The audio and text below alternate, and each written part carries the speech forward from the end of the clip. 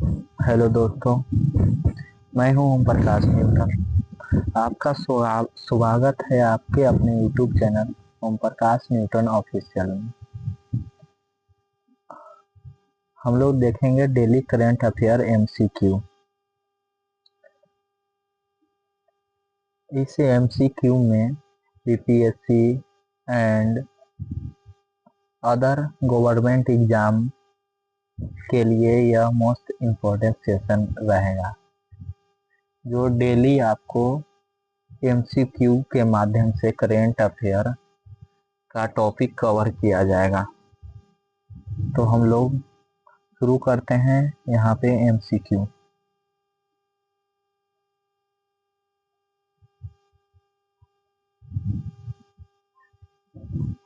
पहला क्वेश्चन है हमारा, वियतनाम के राष्ट्रपति तो लाम की हालिया भारत यात्रा के संदर्भ में निम्नलिखित कथनों पर विचार कीजिए।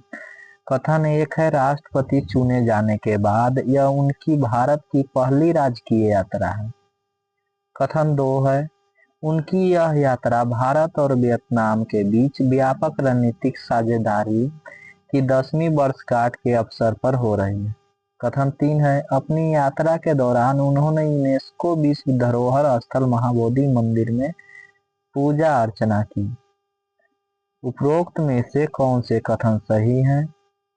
ऑप्शन ए केवल 1 और 2, ऑप्शन बी केवल 2 और 3, ऑप्शन सी केवल 1 और 3, ऑप्शन डी 1, 2 और 3।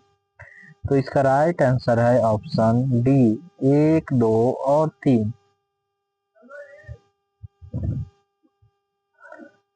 इनका स्वागत बोध गया हवाई अड्डे पर बिहार के उप मुख्यमंत्री सम्राट चौधरी ने किया था, जो अभी वर्तमान में बिहार के मुख्यमंत्री हैं। सांस्कृतिक जुड़ाव, वियतनाम राष्ट्रपति का बोध गया दौरा दोनों देशों के बीच गहरे सभ्यतागत और बौद्ध संबंधों को दर्शाता है।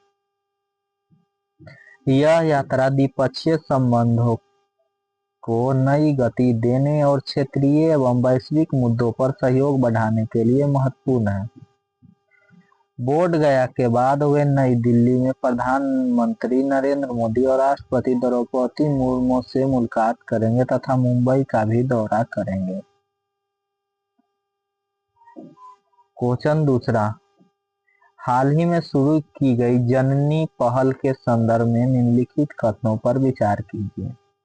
कथन 1 है, यह स्वास्थ्य और परिवार कल्याण मंत्रालय द्वारा शुरू की गई एक डिजिटल पहल है। कथन 2 है, इसका पूरा नाम प्रसव के पहले और बाद तथा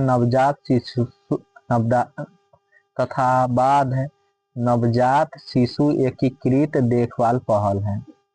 कथन 3 है, यह प्लेटफॉर्म महिलाओं के गर्भ धारण से पहले और बाद तक उनके स्वास्थ्य रिकॉर्ड को निगरानी और रखरखाव सुनिश्चित करता है। उपरोक्त में से कौन से कथन सही है? ऑप्शन ए केवल 1 और 2, ऑप्शन बी केवल 2 और 3, ऑप्शन सी केवल 1 और 3, ऑप्शन डी 1, 2 और 3। तो इसका राइट आंसर है ऑप्शन डी 1, 2 और 3 सभी कथन सत्य हैं। इसका उद्देश्य है मातृ और शिशु स्वास्थ्य सेवाओं को डिजिटल रूप से सुदृढ़ करना। अब तक इस पोर्टल पर लगभग 1.34 करोड़ लाभार्थियों ने अपना पंजीकरण कराया। यह एकीकृत देखभाल सुनिश्चित करता है, जिससे प्रसव पूर्व और प्रसव पश्चात की जटिलताओं को कम करने में मदद मिलेगी। तीसरा क्वेश्चन है, हाल ही में चर्चा में रहे दूरसंचार उपभोक्ता शिकायत निवारण चौथा संशोधन विनियम 2026 के प्रारूप के संदर्भ में निम्नलिखित कथनों पर विचार कीजिए। कथन 1 है, यह प्रारूप भारतीय दूरसंचार नियामक प्राधिकरण ट्राई द्वारा जारी किया गया है। कथन 2 है, इस विनियम में इससे पहले वर्ष 2012, 2013 और 2014 में संशोधन किया जा चुका है।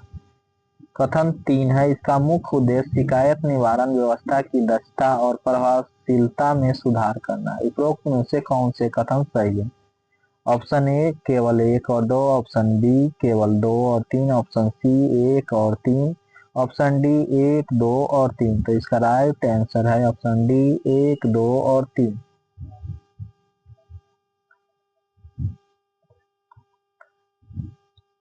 इसकी मुख्य संस्था है ट्राई,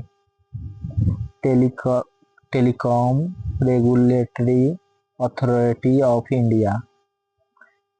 हितधारक इस प्रारूप पर 5 जून 2026 तक अपनी लिखित टिप्पणियां भेज सकते हैं। चौथा क्वेश्चन है, हाल ही में नेहरू प्लेस डाकघर के उद्घाटन और डाक विभाग की प्रगति के संदर्भ में निम्नलिखित कथनों पर विचार कीजिए। इंडिया पोस्ट पेमेंट बैंक, कथन 1 है, इंडिया पोस्ट पेमेंट बैंक से पिछले 4 वर्षों में 13 करोड़ ग्राहक जुड़ चुके हैं। कथन 2 है, डाकघर बचत बैंक में वर्तमान में लगभग 23 लाख करोड़ रुपए जमा है। कथन 3 है, दिल्ली की मुख्यमंत्री के अनुसार अब प्रत्येक डाकघर एक जन सेवा केंद्र के रूप में कार्य कर रहा है। कथन 4 है, डाक विभाग ने पारदर्शिता के लिए ओटीपी आधारित डिलीवरी और एसएमएस ट्रैकिंग की सुविधा शुरू की है। उपरोक्त में से कौन से कथन सही है? ऑप्शन ए केवल 1, 2 और 3, ऑप्शन बी केवल 2, 3 और 4, ऑप्शन सी केवल 1, 3 और 4, ऑप्शन डी 1, 2, 3 और 4। तो इसका राइट आंसर है ऑप्शन डी 1, 2, 3 और 4। इंडिया पोस्ट हर साल लगभग 7.5 करोड़ पार्सल और 90 करोड़ डाक वितरित करता है। डाकघर पासपोर्ट सेवा केंद्रों के माध्यम से अब तक 2.12 करोड़ पासपोर्ट जारी किए जा चुके हैं। नेहरू प्लेस का नया डाकघर आधुनिक वास्तुकला और बेहतर ग्राहक इंटरफेस के साथ विभाग के डिजिटल बदलाव का प्रतीक है। इसका उद्घाटन ज्योतिरादित्य सिंधिया द्वारा किया गया है।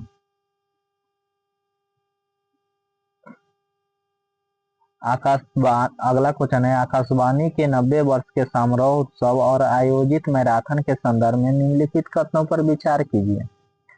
कथन 1 है, आकाशवाणी की स्थापना वर्ष 1936 में हुई थी। कथन 2 है, इस मैराथन की कुल लंबाई लगभग 3.5 किलोमीटर है, जो आकाशवाणी भवन से शुरू होकर रंग भवन पर समाप्त होगी। कथन 3 है, यह मैराथन फिटनेस, एकता और जनसंपर्क के संदेशों को बढ़ावा देने के उद्देश्य से आयोजित की जा रही है। उपरोक्त में से कौन से कथन सही है? ऑप्शन ए केवल 1 और 2, ऑप्शन बी केवल 2 और 3, ऑप्शन सी 1 और 3, ऑप्शन डी 1, 2 और 3। तो इसका राइट आंसर है ऑप्शन डी 1, 2 और 3, सभी कथन सत्य हैं।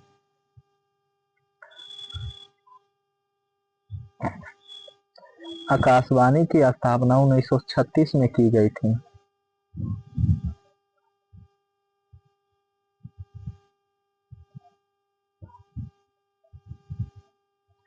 तो ये पिछले क्लास में हम लोगों ने अभ्यास प्रश्न को पूछा था।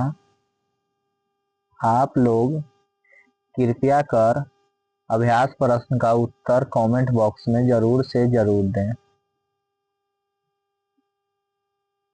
क्वेश्चन है, दूरसंचार विभाग की समृद्ध ग्राम पहल के साथ किस परियोजना के संभावित तालमेल पर संचार मंत्री ने हाल ही में चर्चा की?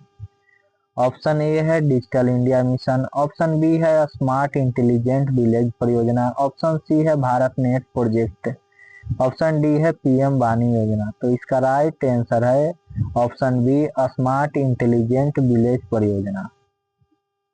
अगला क्वेश्चन है आज का अभ्यास प्रश्न, जिसका उत्तर आप लोग कमेंट बॉक्स में आप लोगों को कमेंट बॉक्स में देना है। क्वेश्चन है, हाल ही में भारत के दौरे पर आए वियतनाम के वर्तमान राष्ट्रपति कौन है? गुयेन फू ट्रोंग, ऑप्शन बी है तो लाम, ऑप्शन सी है फाम मिंग चिन, ऑप्शन डी है वो वान थुयोंग। तो आप लोगों से आग्रह रहेगा कि कृपया कर इसका उत्तर कमेंट बॉक्स में जरूर से जरूर दीजिए। तो इस सेशन से जुड़े रहने के लिए धन्यवाद आप सभी का। आज के लिए इतना ही।